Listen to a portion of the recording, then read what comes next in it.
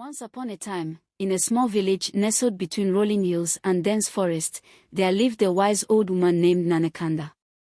She was known far and wide for her wisdom, which she had gathered over many years. Her knowledge came not only from books or teachings but from her deep connection with nature and her ability to listen to the whispers of the wind, the songs of the birds, and the secrets carried by the rivers. The villagers often sought Nana Kande's counsel in times of trouble. Whether it was a dispute between neighbors, a lost item, or even the mysterious illnesses that sometimes struck the village, Nana Kande always seemed to know what to do. Despite her age, her mind was sharp, and her heart was full of compassion for her people. One year, the village faced an unusual problem. It began with strange occurrences that no one could explain. At night, the villagers heard eerie noises, howling winds that seemed to speak in low, mournful tones, and the ground shook gently as if it were alive.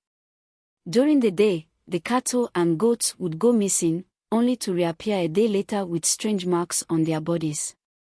Crops that had been thriving suddenly wilted, despite the farmers' best efforts to save them. The villagers were frightened and confused.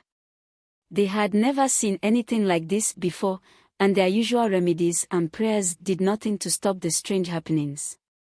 In desperation, they turned to Nana Kande, hoping she could uncover the cause of their troubles and restore peace to their village. Nana Kande listened carefully as the villagers recounted their experiences.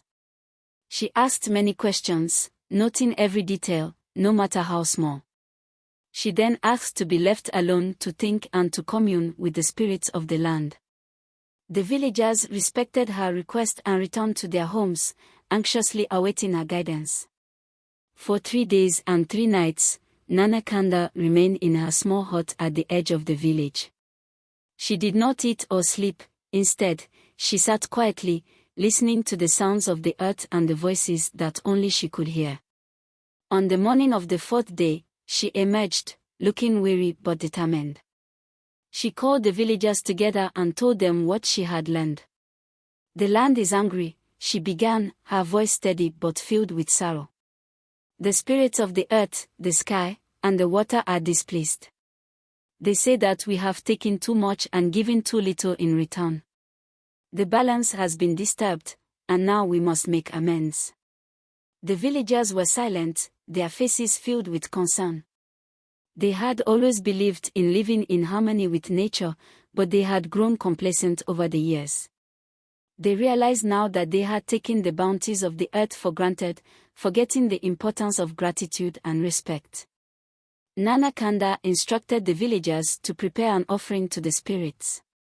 They gathered their best fruits, grains, and livestock, as well as handmade crafts that represented their love for the land.